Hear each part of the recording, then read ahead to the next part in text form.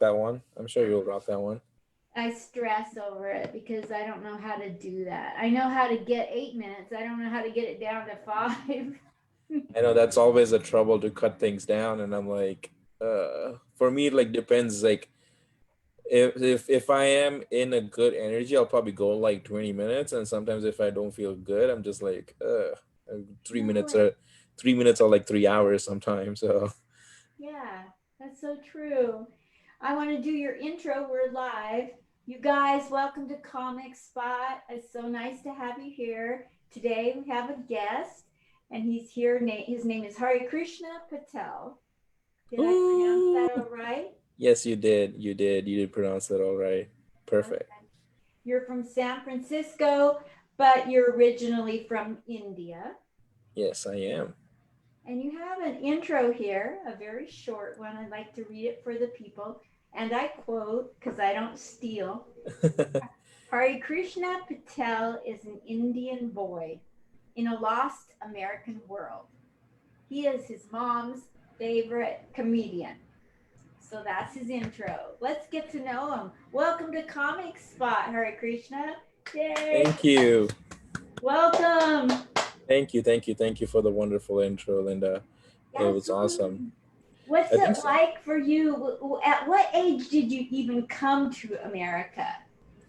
Ah, I came here when I was 19. It was completely nerve-wracking and exciting at the same time. Uh, I finished my high school. I was a confused kid at that time. I'm still confused. I don't know what I want to do with life, but I was confused then, and I didn't know what to do. So somehow I decided to convince my parents to send me over here by myself all the way across the world, and they were okay with it, I guess. Wonderful. Uh, but yeah, it was a nervous journey, but things settled down, and now I feel I am here. So, when you first got to America, like, what was the biggest thing that was like people tell you all kinds of true things and some lies, and you get here and have to figure out the truth and the lie. So, what was the biggest lie you heard about America that wasn't true at all? I don't know if somebody told me this, but this is one of my jokes as well. Like I had a really hard time understanding American accent for a very long time, and I wasn't this good at speaking English even when I moved here. So every time I'm a big sports fan actually, so I used to watch a lot of sports, and that's how I started understanding American people. When I first moved here, and during the sports, they'll play the national anthem, which says, "Oh, say, can you see?" For the longest time, I thought it was Jose, can you see? What did you think it was? Jose, like the name Jose. Jose, can you see? And the reality came when, like, uh, President Donald Trump was like, we need to kick out Mexicans out of this country. And that's when I'm like, why would you want to kick out people with the name who has the first word in your national anthem? And that I think so. That was the biggest lie, which was I guess it was a myth for me, and it broke like last year. Sometime last year, I realized it, and I felt so dumb about myself. But oh well, there's a lot of other things which was lie as well. But in So, terms of lie, I think so. It was Indian Americans who has a very strong perspective, and they are the because there was no social media when I was growing up, right? what's There, that? there was no social media when I was growing up, and they were my social media. Like they would tell me what life in America is. Like my cousins or people who would come to India from America, Yes. and it was completely different. They portrayed America as this great country to live in, and which is true at some point because they all lived in suburbs with their families and stuff. But my perspective was very different living alone by myself as a 19-year-old person coming here. So Yes. So when you first came here, did you go to school or start right to yes, work? so I came here as a student. I went to school in architecture. I studied architecture with bachelor's, and uh, yeah, I studied architecture. I moved here. That's how I actually learned my passion of public speaking, which led to storytelling, and now it has been ended at stand-up comedian. I don't know where I will be next, but that's where it is. Yes. Oh my gosh. Now you can be a motivational comedian and you can motivate people from America to go to India and get a life. Uh yeah, I mean, if President Trump would have been elected again, I would have probably done that. Me I would too. have I would have given them a shortcut how to make it in India and live there, right? Peacefully. My gosh. So as a little child growing up in Hmm. India, did you have it easy or was it a tough financial life? Because we hear stories here in America, Yeah. everybody's None of poor. that. Those are true, but not for me. I Okay. came from a very well-to-do family because that was also the reason I made it over here, right? It was they were successful. My parents were successful in their life. They had good earnings and savings and good income coming in, which was the reason I was able to stay or move to America. Wow. But I feel like I'm a rich Indian, but when I move to America, I become poor Really? because it's the currency exchange rate is $1 equal to 72 Indian rupees. So like my parents have to earn 70 times more for me to spend $1 over here. What? That's Yeah, so crazy. it's like I had a good well-to-do life, and then when I come over here, the struggle was actually there, but it was it was quite to do. But I think so financially, I've never seen myself in terms of struggle, Yeah. even though I've been like working and doing all of those things. I financially, I don't think so I've ever been in trouble. It's also not one of those things which gives me pleasure in my life or joy in my life. So I don't really think finances too much. It's one of those things where like it'll happen. It's gonna happen, right? Yes. So If you weren't brown in color, you could be white privileged. oh yeah, maybe I could have a better job. Oh my gosh. uh, As a child growing up, Hare Krishna, is that your stage name or is that your real given name? it's my actually given name, Hari Krishna. Beautiful. Yeah. Is it because of the Hare Krishnas? Yeah, it's part of because of the religion, and Hare Krishna is actually a god which covers under many religions in India. Under that name, there's many religions in India. So he is the Lord who teaches the good and the bad and the all of those things. Like he's the Wonderful. savior of the world according to Indian mythology, and he teaches the good and the bad, the funny and the non-funny, and just reflects the society what it looks like. You got a big burden of Ah, responsibility. I know it's a curse because it's a blessing and a curse at some point because when I was a kid, I wasn't too pressured about it. But now that I'm starting to learn what the name holds, it's like I'm like I don't know if I can live up to this, and I'm completely going doing stand up comedy. In Yeah. a way, in a way, it's fine, I guess, because he was the portrayer of what the society is, and he would show the truth to the society. So maybe with the medium of stand-up comedy, I can show what the reality is in society at some point. So is your comedy centered around meaningful information that you make fun of? Yeah, I so for me, I think so. When I first started comedy, I used to do very much of like self-deprecating jokes, sexual jokes, just to get laughter. As I grew and understood more deeper sense of art in comedy, for me now it's like comedy is not just producing laughter. It's to provide joy, happiness, and a sense of purpose to the people who are my audience, which is not much right now, but eventually that's my purpose. It's like it's not just providing laughters per minute. It's about how fulfilled do I feel by delivering my comedy, and how much broader does my audience get, like their mindset, do they understand different things, are they open to these kinds of things? So yeah. Wow. Yeah. I've seen pictures. You sent me pictures, and there was a couple pictures with a large audience. Yes. So yeah, that was when I was student. I was involved into student leadership. Like I said, I got into public speaking, and I joined this architectural student group, a national architecture student group with like 5,000 members or something. And I loved being up on the stage, interacting with people. That was a different setting, though. It was much more serious. It's a student group. They are looking for governance over there, and you can't be funny all the time. There's serious talks being done as well. But that led me into comedy. I'm like, I cannot keep on having serious talks the whole time. I'm not here to be politician or do that. I'm just here to have fun. Love that. When Yeah. you were growing up in India, Hmm. when did your family and you first realize you're funny? Ah, that I think my mom always laughed on my jokes. Like I said, like my mom, she has a great sense of humor. She has a very wicked sense of humor. Like she is childish even at the age of 55, 60 right now. And I think so that comes from me. Uh, yeah, like one of these serious topics recently was going on between like the turf between India and China. And like Chinese people are supposed to have smaller eyes, like how I'm doing it right now.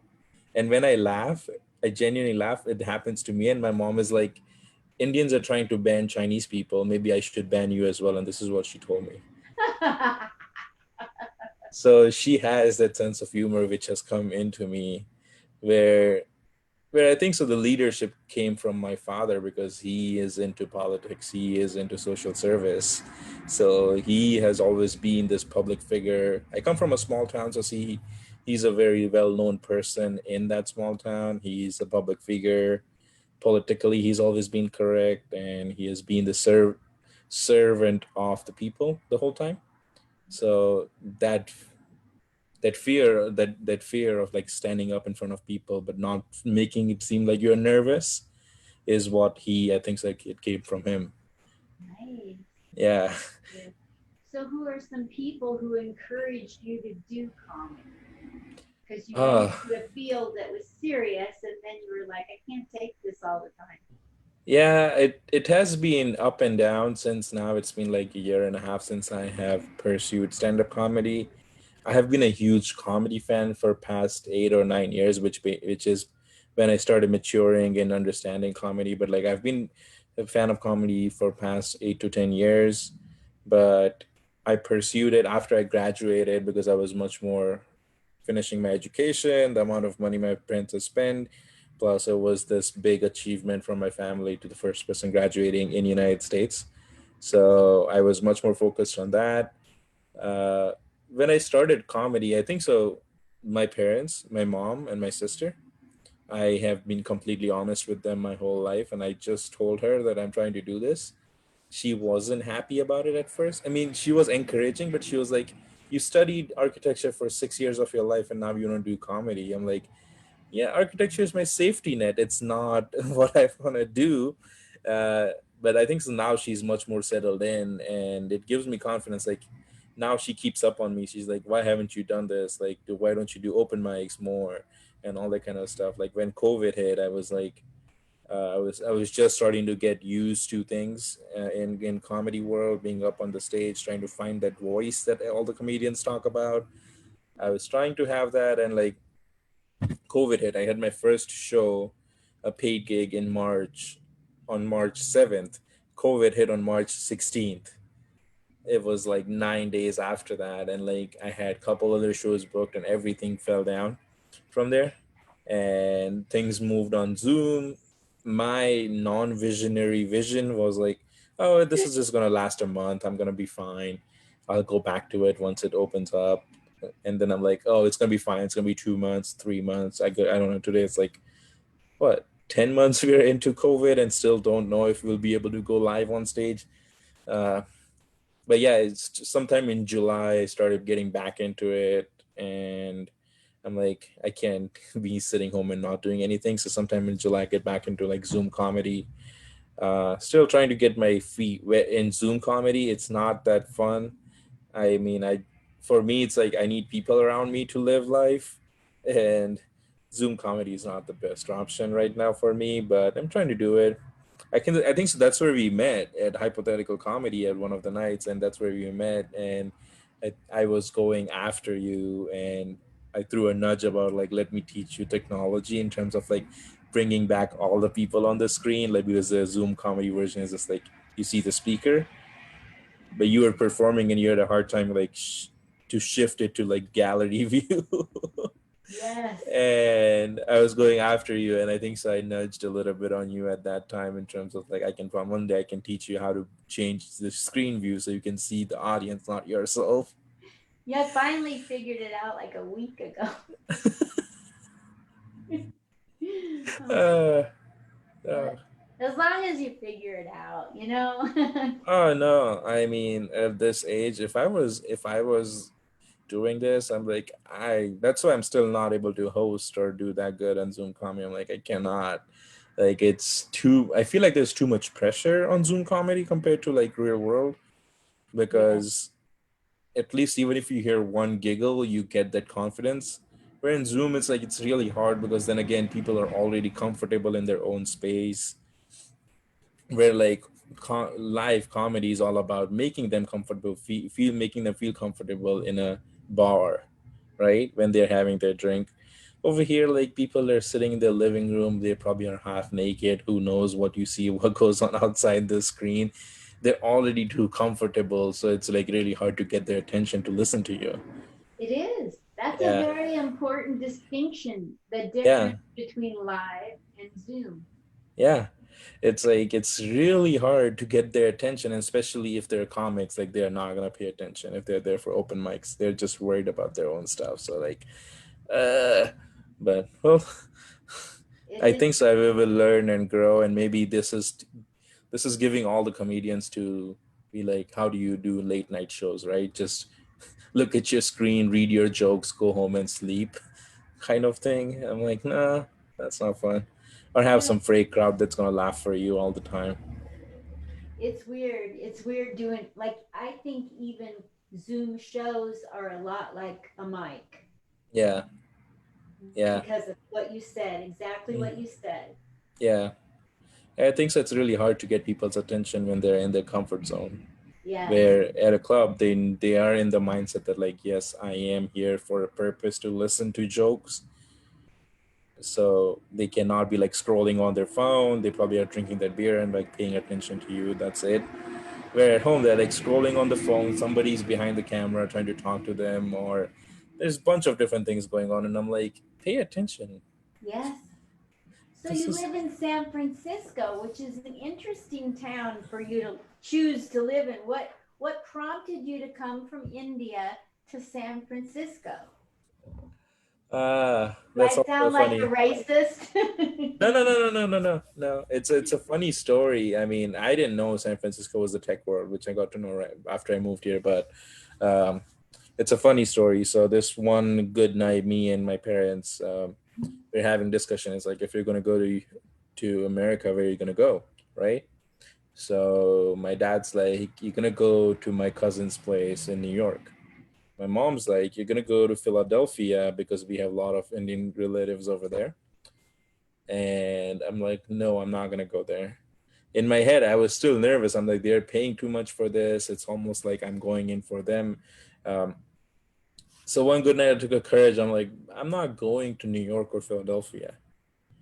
And then I looked up on America's map. That's the first time actually I saw the United States map, and I'm like, what's the furthest place away from New York and Philadelphia? And it happened to be San Francisco, and it happened to be nobody in the town knew me. I'm I like, love I'm trying to go to be there and be independent, be by myself, not having to have weekend plans with some uncle or somebody of my dad's friends. Like, no, no, no, no, no, none of that is happening. I'm gonna go by myself. And it worked out pretty fine. I mean, I didn't find anybody in San Francisco, but knowing my dad and knowing my mom, they did find some connection in San Francisco. They did ended up finding it, but I had to distance myself, maybe look like that person who's not interested in having fun time with them. So I'm just like, I was there initially, I spent some time with them, and then I'm like, You do your thing, I'm gonna do my thing. And it was good being a student. I used university as like, oh, I have too much homework to do, I can't go with you guys today, kind of thing. Absolutely. Yeah, Absolutely. yeah. What's And for you, what's the best part of the people you've met? What's in comedy, there's good and there's bad. Good clubs, yeah, bad bookers. What have you found that surprised you here with comedy? I think so. People are a lot more welcoming. They're a lot more welcoming. But one thing that I felt wasn't working for me is like I don't drink, smoke, or do any kind of drugs or anything whatsoever. Like I'm sober, I'm a teetotaler at a party. Maybe I'm drinking water, not even Coke. So when I went to clubs, I'm like it was a very weird like either you want to break ice with comedians, you're like let's smoke a joint or let's smoke a cigarette, depending upon like people from my age group, right? Um, and they're like, really, you don't do anything? I'm not going to talk to you. Like I'm going to go talk to the people who are smoking or who are doing those things. And which didn't work out pretty well for me at that time. But then there's a place called San Francisco Comedy College where I found out where it was like it's a college which teaches you a very structured version of how to do comedy. And that gave me a really good base in terms of understanding comedy, understanding people, structure, joke structure, transformation, a lot of those things. And also just helped me make friends, also helped me make friends just because I had to spend time with them. They were forced to spend time with me in the class where you are not smoking or drinking or not having any other conversation besides looking at people's performance and critiquing them or helping them out. So that helped me a lot. And then I started going back to open mics and like hitting the open mics and like talking to them, and that I think so helped me a lot after to understand how the comedy world works. Not to say that there is no other people who would be like sober all the time like me, but it was just like this was a constant theme I was finding. It was really hard to find that niche, and I'm like, just like, as soon as I found that hole, I'm just like, I'm into it. Like, I had no other, I didn't wait for any other opportunity to come around because I know it was very hard to get in first. Wonderful. Now, who are your favorite comedians? Do you have a couple of comedians who are of Indian descent who you really look up to, or are you just any comedian? Because I personally, my family's Jewish, and Hmm. growing up, the great Jewish comedians were my favorite. They've Yeah. all died, so now anybody can uh, yeah. So coming from an Indian descent, there is this a favorite of mine. His name is Zakir Khan. Zakir Khan. It's Zakirkhan. okay. He doesn't do English comedy, but if anybody who knows Hindi or the Indian language, he is a really wonderful storyteller within himself. And he has like shows on Amazon Prime, and like he has 5 show deal with Amazon Prime India and all that kind of stuff. So he's like very big with a limited language barrier, right? But in overall team, if the audience wants to know, like I think so, Kevin Hart is something I admire a lot, just because the way he carries himself, his charm, the faster he's growing, at the rate he's growing, being a comedian, like an international comedian, I feel like he's going to be the first person performing comedy on Mars if we make it to Mars by then. But Gabriel Iglesias is another one in the American world who's really really good. Uh, yeah, those are like the ones who I love the most. Dave Chappelle, I guess there is nobody who cannot love Dave Chappelle. He's another The one. GOAT, greatest of all Yeah, time. yeah. I mean, he's another one who was just because I mean, and I would prefer Kevin Hart or Gabriel Iglesias over Dave Chappelle is just because their storytelling is much more stronger. Where Dave Chappelle's are like hypothetical stuff. It's not real. It's not necessarily to be real at some point, right? Where Kevin Hart is using his life, his relationship with his family, as you know, Yeah. as his material, as his material. Have you heard Cat Williams? Cat Williams, no, I will look him up. She's very similar to Kevin Hart Mm-hmm. in that they're both short. They happen to be people of color, and they're storytellers who are hilarious, and they act a lot of stuff out. Cat Williams is really big into act using the whole stage. Oh wow. Okay, I will definitely check him out. I like my favorite thing he ever did was about Britney Spears and Kevin Federline. Do you remember that story? Which special was it in? Uh, I don't know, but if you Google Cat Williams Mhm. slash Britney Spears, Kevin Federline, you'll see him going into this bit where he's talking about Britney Spears and her boyfriend, Kevin Federline. It's hilarious. And then he does this thing about a lady falling into from the zoo falling into the lions. Oh Yeah. my God. So good. I will So good. definitely check it. Definitely check out Cat Williams for sure. He's had a few times where, he has not been logical. Like he's been on the track of strong comedian, and then he's had moments where nobody understood where he was coming from for whatever reason. But when he's on point, there's nobody like Cat Williams. Yeah. Okay. I'll One of the definitely best. check it out. Definitely check it out, Cat Williams. Yeah, I love him. So I would like to open up the floor, whatever Yeah. floor we have, for you to say anything I didn't ask, to talk to anybody who's listening about your life, your life in comedy, the future you want, where you want to go, who you want to follow you, what shows you have, anything you want to say. You can have exactly 7 or 8 minutes to just talk to people who might be listening. You can do Yeah. some jokes. I don't, whatever it's Yeah. all yours. Yeah. I think so. First of all, I would like to plug my Instagram handle. It's called Krishna underscore Nutcut. It's NATKHAT. And the first half is Krishna, which is KRISHNA. On Facebook, Instagram, whatsoever, all of them, it's the same name.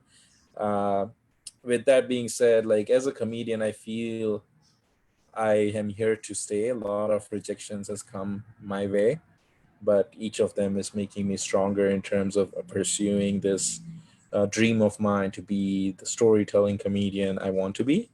Whether depending on where I be, I mean, I'm not sure how longer I will be in this country, but either be here, be in India, anywhere in the world. But keep a watch for it, right? Keep a watch for it. Gotta be in there, you know. Yes. Uh, I would like to have a question for you. Is that okay? Please. Anything. So I know that you have changed careers. You started comedy 6 years ago, right? What was your life before that? Like, what was your day to day life before that? And what made you choose comedy full time? Okay. So I used to say whatever I thought people wanted me to say. I grew up not telling the truth. My father, he taught us to lie. So now I tell the truth, but I always start with, can you handle the truth? Yeah, So, if I tell you the truth, can you handle it? I can handle it. I think so. I Okay. can handle it. So I raised a daughter by myself. I was a single mother, and it was really hard financially, emotionally. My husband would ignore her for a year, and then our front porch would be full of presents, and he'd be gone for a year out of her life, and he'd come back and go out. So he loved her, he rejected her, loved. So I had a daughter who was sad all the time.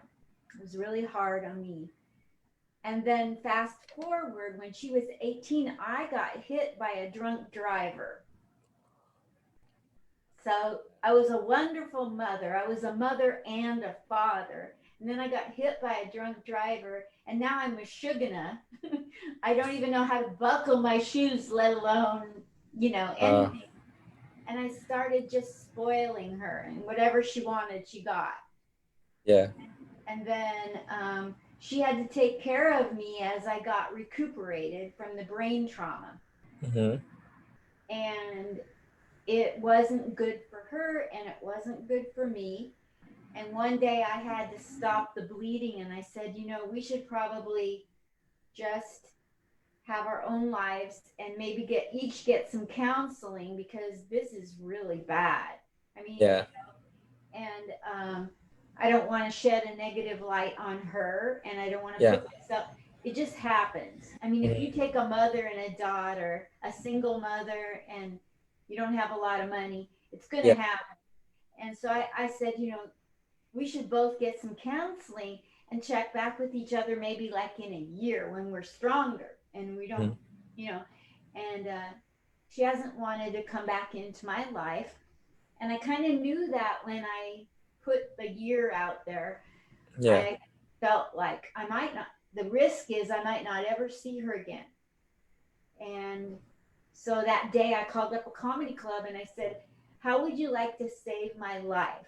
I was a banker raising my daughter, corporate banker, trainer.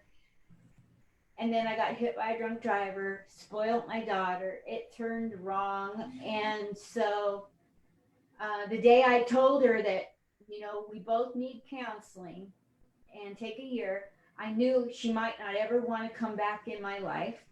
And so I called the comedy club and I said, if you want to save my life today, get me in today and teach me how to do comedy today. And they did. That's so nice of them. What's Yeah. the comedy club called? Would you like to say their names? Yes. Rocky Osborne is the one who was the owner of the club. The club is closed, but he still puts on many shows in Temecula, California. If you're ever going through there, look him up. He'll hook you up. Rocky Osborne. It used to be Ace's Comedy Club in Murrieta. So it's Okay. in the Inland Empire. Okay. So yeah, and so Yeah. I can make people laugh, then my life is worth living. That's Oh this. wow, that is a great story. I have props to you, Linda. Like with everything, every inch of my body, like that is a very inspiring Thank you. and very strong for you to do that. I genuinely mean that.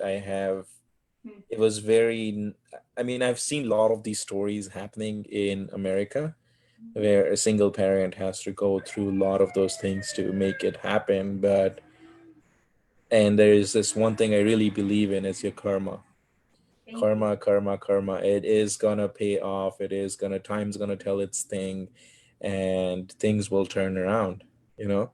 You have to put out good karma. Yes, yes, You're not. yes. God, God help you. There's no truth, there is no lie. There's a lie, but there's no truth or there is no false. There's no true or false. It's what your story, what's your perspective. Like besides science, there is nothing true or false in this world.